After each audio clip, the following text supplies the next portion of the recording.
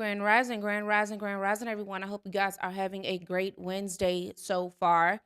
It's another story, another true crime case, but this one is more so of an update as we are in preparation for the trial for the Ashley Elkins case. And for those of you who do not remember, this is the case of the young woman who went missing. Um, and they are believing that her ex boyfriend had something to do with her death.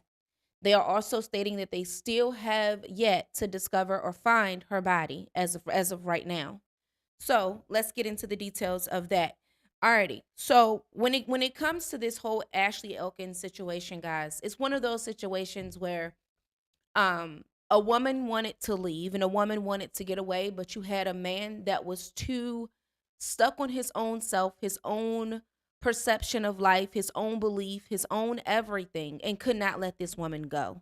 So in her later days or her latter days before her death, that is what she was focused on doing, separating herself because he was already showing her signs and red flags were waving. Even her family had already begun to be a little bit worried when it came to him because he began to stalk her. So she was a 30-year-old hairstylist and she did have two boys. Her one of her sons' name was Braden and he is 10, and the other one is Jaden and he is 7 years old. Now Jaden, he is on the autistic spectrum as well.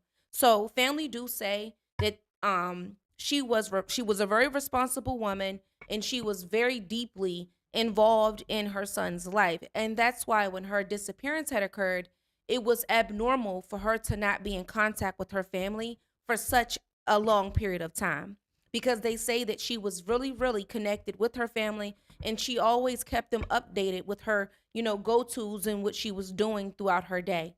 Now, she had recently had opened up a hair salon while she was still studying in school to be a beautician. Now, when it comes to her in this relationship with the ex-boyfriend, okay? Now, the ex-boyfriend, she had started a relationship with him in 2023, and at first it was a very supportive relationship and it did have some goods to it. But it began to grow to be a very, hey Empress, it began to grow to be a very controlling relationship. And as I always say, when it comes to these relationship with women, you sisters, I need y'all to understand something. When you first meet a man, that the man that you're meeting at that moment, when you first meet him, that is not who that man is. And I'm going to say this again for the people in the back. When you first meet this man, that man that you're meeting, that is not who he truly is. Okay? Who he truly is does not come out until about 60 days in and sometimes sooner. Who he comes to you as is who he wants you to think that he is. So whatever red flags that you have within that 30 to 60 days is the flags that you need to pay very close attention to.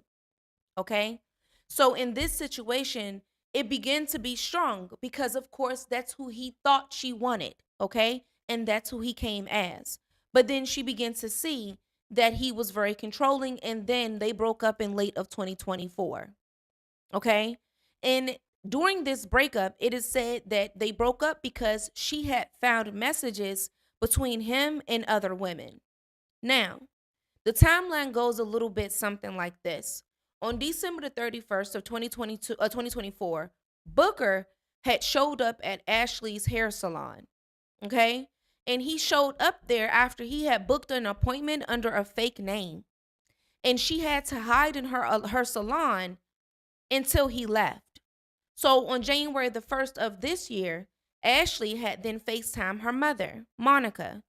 And this was just after midnight, where she had wished her a happy birthday, a happy new year. I'm sorry. She wished her a happy new year. And then later on in that morning, she then texts her and says, "Oh man," after a very strange dream after that Monica had had about Ashley. Okay. So I'm going to say that again. That night, Ashley had messaged her basically wishing her a happy new year.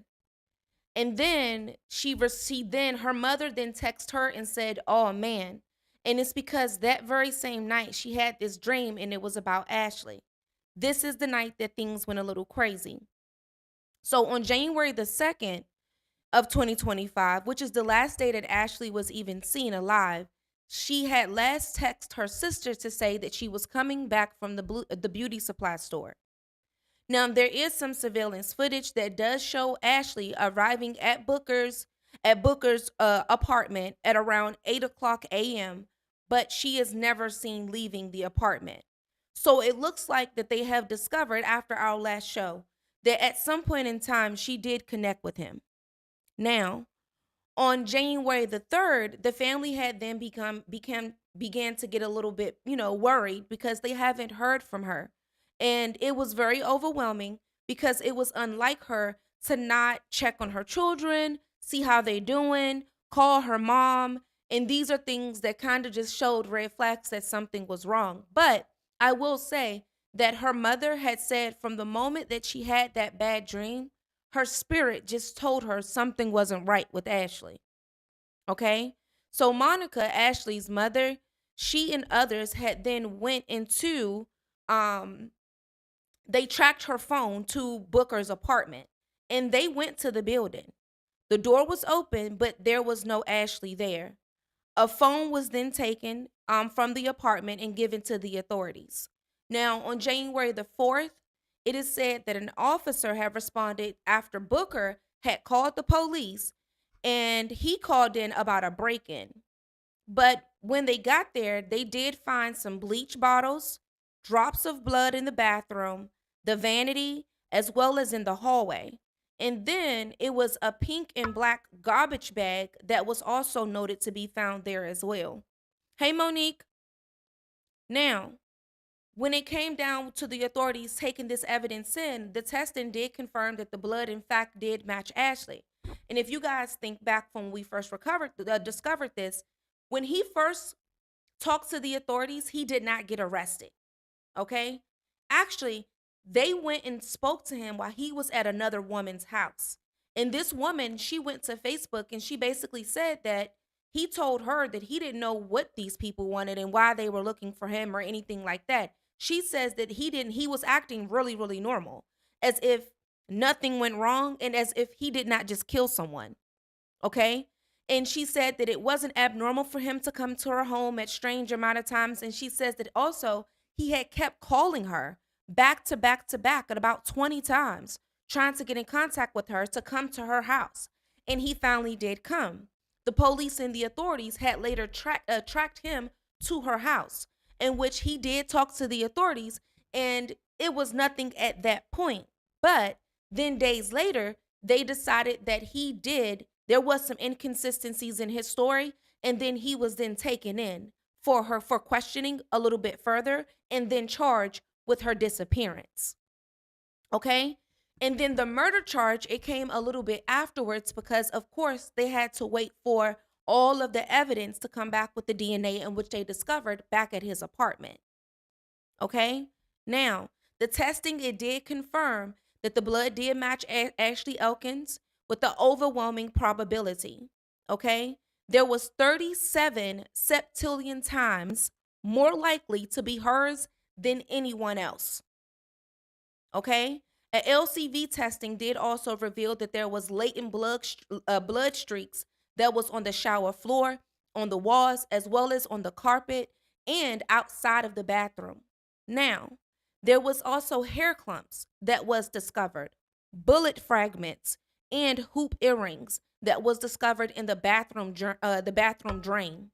Now, when it comes to this, we can honestly say without a question, he attempted to cover up, but you didn't do so good. One thing that I'm starting to discover with y'all criminals is that all of y'all have the brain of a box of rocks because y'all always are flawed somewhere. And it's always the most dumbest, most just what in the world reason on why you catch your own self up. Okay, you called yourself cleaning and using bleach as if the authorities don't go sniffing around, and when they go searching for evidence, one of the first things that they do is smell for cleaning products. So that lets me know that you ain't got the brain either. Grand Rising Mary. Now, we also have to say that they did say that he did a lot of another thing that he did with his box of rock brain. He decided that he wanted to do some Google searches, okay, prior to all of this, as well as after this, during this, and everything else. So he had ordered some hefty bags, 30-gallon bags, 43 ounces of bleach, as well as some latex gloves on January the 2nd. But you know what he did it with? Can you guys guess? Could you guys guess how did he buy these products? The 30 gallon trash bags, the 43 ounces of bleach, and the latex gloves. How do you think he got this? How do you think he got these pieces of evidence? I'll tell you what he did. He door dashed it to himself.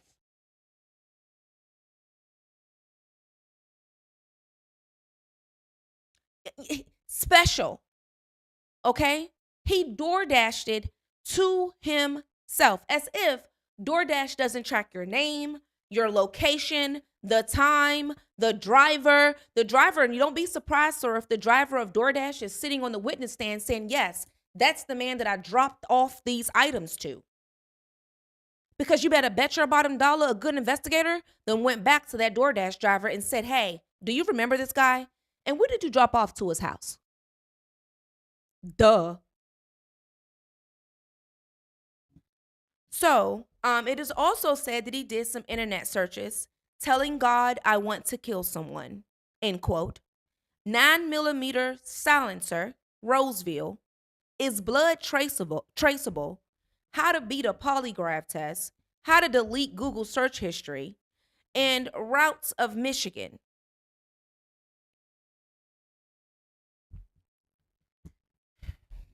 You can tell that he ain't got it all. He didn't even know how to delete his history on his internet. Hey, Black Beauty, you can tell he don't have all his rocks. He didn't even know how to delete the history. Imagine trying to commit a crime and don't know how to delete the history in which you create on the same internet that y'all keep thinking that you the only person that has access to it. Now, they did just have the hearing where they did say that the adopted niece of Booker has testified against him and said that he was very nervous. He was pacing. He sprayed the bathroom with Pine Sol, and then he also threw something in the dumpster.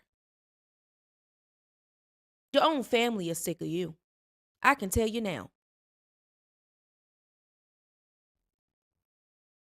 Now, when it comes to this whole thing, okay, Monica says that her in this testimony, the witness testimony that will be included in the trial most likely, is Monica Elkins' last conversation with her daughter, an officer who received the first missing persons report, a sergeant who has the video evidence and the phone records, the forensic scientist who is going to speak on the blood testing, the drain evidence of the hair and the bullet fragments and things of that nature.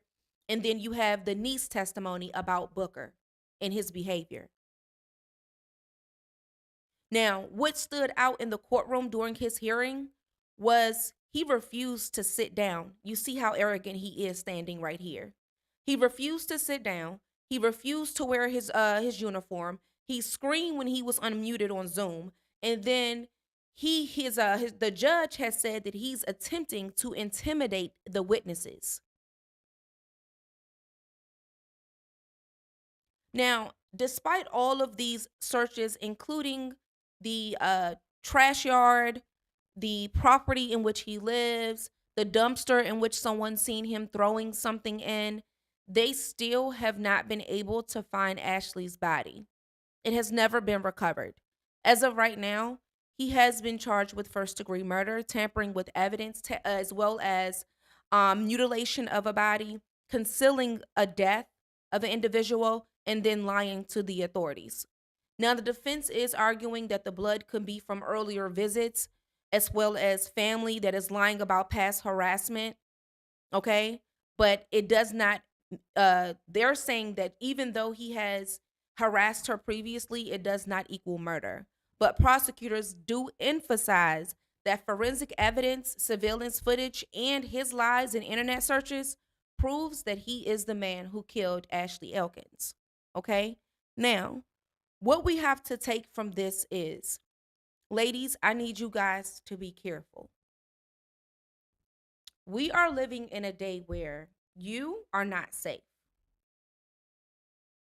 And I'm going to say exactly what I had to say to someone on the internet yesterday. You are America's entertainment. What do you mean, Savage? I'm not a clown. I'm not any of that. I'm not a TV show. Yes, you are. You are America's entertainment. You is who the whole entire world watches. You. No matter if you go from here to China to Africa, they are emulating you. Okay? They're emulating you. Whether it's your trauma, whether it's your pain, whether it's your survival, whether it's your happiness, whether it's your depression, whether it's whatever it is, they're emulating you. And because you are America's entertainment, you need to be careful.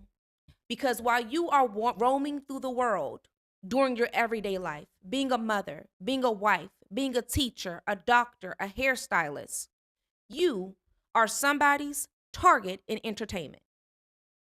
You. And it's because you are what everyone in the world is watching what you're going to do, where you're going to be, where you're going to go, how you're going to get there. How can they get it like you got it? How can they take it from you? How can they copy it? How can they steal it? How can they do whatever they can to be you, including if they have to kill you? And if they can't have you, that is the option that they're willing to take. Let this be your lesson that you are America's entertainment. And while you're living your everyday life, you need to ensure that you don't let this story end in their entertainment with your death. Because that's what's happening. We're walking through the world with our guards down, not realizing that we are the ones that they are watching. We are the ones that they want to see. What are we going to do and where we're going to go and how we're going to get there? You have to be not 10 steps ahead, not 20 steps ahead, 100 steps ahead of anybody that walks into your life that have been watching / stalking you. Because you are being stalked.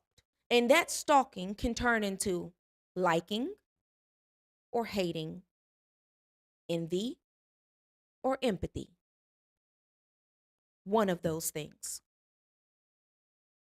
And out of all those things, it can end in multiple different ways. So when you are meeting people, when you are letting people into your life is a privilege.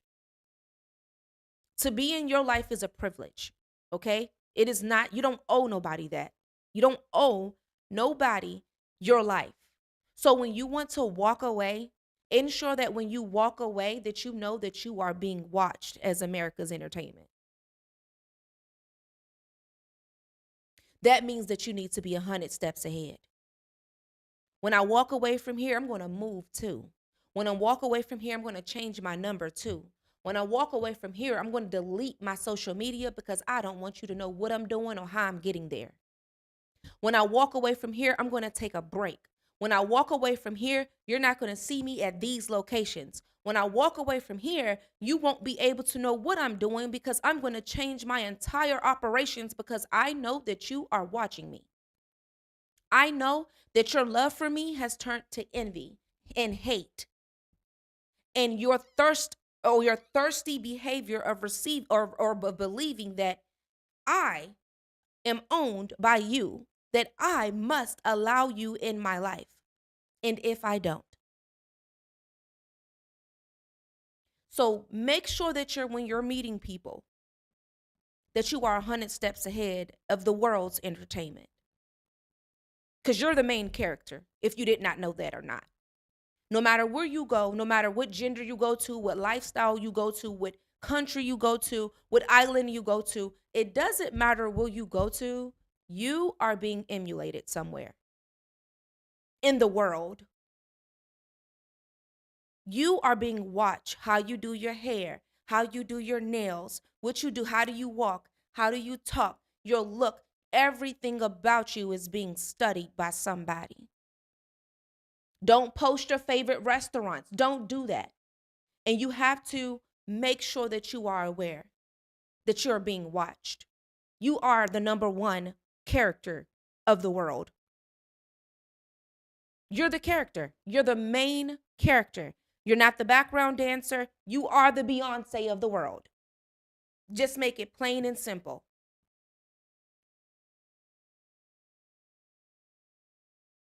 Yes, Ashley tried to walk away.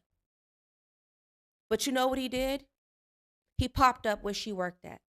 Some way, somehow, used his manipulation to lure her to him. Well, he already had searched on how to kill her and how to get away with it. That's how much he stalked her every move. He booked an appointment under someone else's name just to be in her presence. The main characters are on the global stage. Please understand that. You're the main character on this stage. Every move that you make should be wise. Every opportunity that you take needs to be well thought out and beneficial for you, not just for other people. When it's time to let go, be okay with that. That's so creepy, Dolores, but Miss Dolores, but that's the truth. All of us here and all us sisters here in America, all us women here in America can go and do our hair the same way right now. We can walk into the salon and everyone goes and get the same exact hairstyle. You can bet your bottom dollar that if you cross over to China, if you cross over to Africa, if you cross over anywhere in the world, everyone else will have that same exact hairstyle. You are America's main character. You are the character. Everyone wants to know what we're thinking, what we're doing, what we're not following and why we're not doing things. And it's because we are the ones that truly mold how the world goes, whether they want to let you know that or not. We are the ones that create the blueprint and the trends that the world copies, by the way. And just as there's great people that wants to follow your trend and be like you, there's twos and fews that wants to follow your trend but kill you too. And that's just how the main character story goes. So be wise in your decisions on who you allowed in your life. If the red flags is right there, pay attention. Remember, they are who they think you want them to be within the first couple of months. They're not their true selves until a few months down the road. They're giving you who they think you want them to be. Don't tell people what type of man you like, what type of woman you like, what type of house you like, your style. Don't tell people that because they're studying the main character. We are the light and salt of this world. We are. Don't tell people that.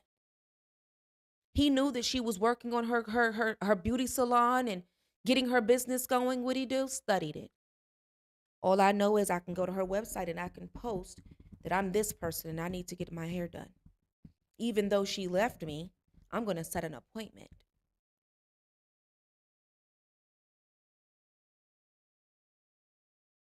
And he either lured her there or saw her out somewhere and took her back to his house.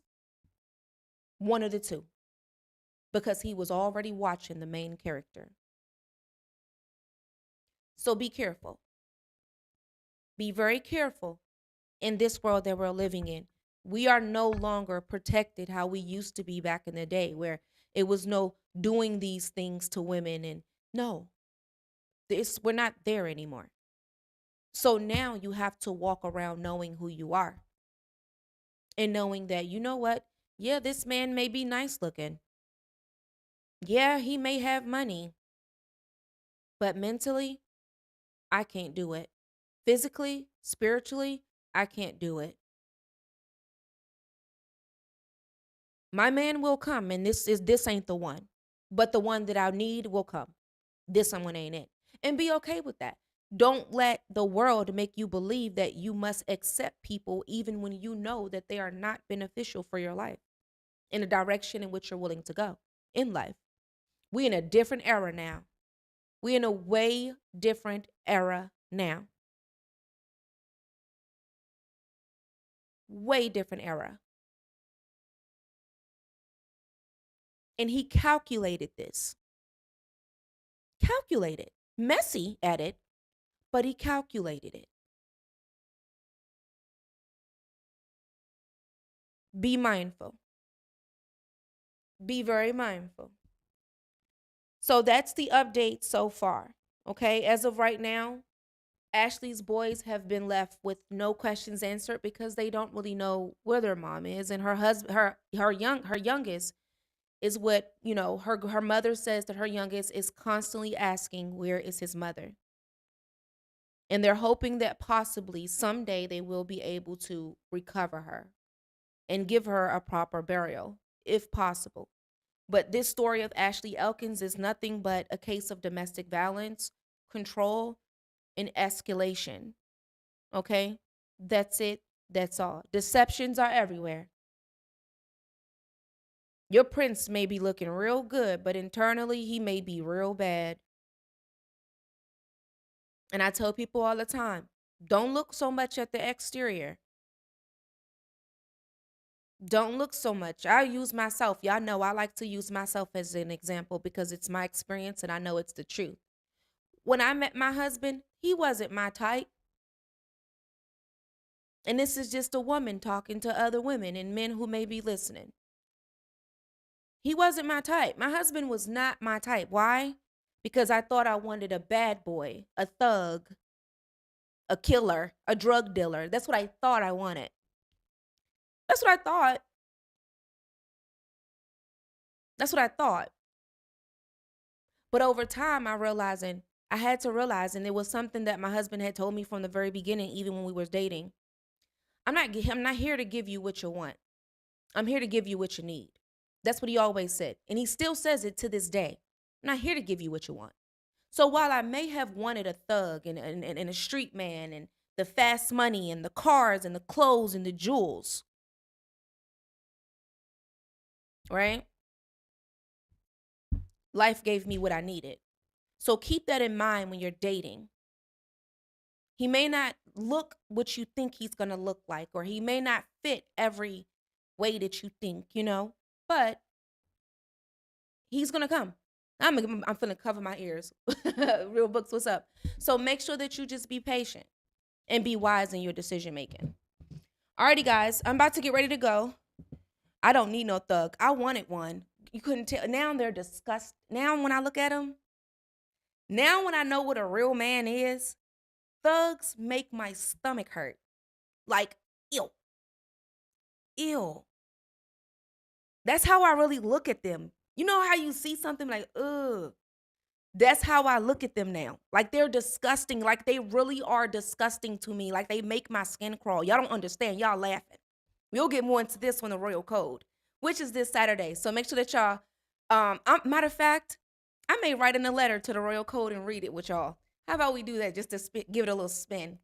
But yeah, we may talk about that a little bit more. But yeah, they're disgusting to me. Make sure that you guys do get your Royal Code. I said Royal Code. Your Royal Lockbox letters in. Get your Royal Lockbox letters. The first show will be on Saturday at 2 p.m. Eastern Standard Time. All you have to do is write a letter into me. It could be about anything: relationships, love, marriage, your job, your career, even your kids. Whatever you want to just dump off and get a little bit of advice, you can write into savageroyaltyent@gmail.com, and I'm going to read your letter on live. But if you want to remain anonymous, just put "Lock Me in the Box Royalty" at the subject line of your email so that I can know that you want to remain anonymous. But if you don't care about people knowing who you are, just say "Unlock the Box," and everyone will know who you are. Get your letters in. The first show will be Saturday at 2 p.m. Eastern Standard Time. Alrighty, guys. See you guys tomorrow. I'll be posting tomorrow's show later today, so make sure you look out for your notifications. See you guys then.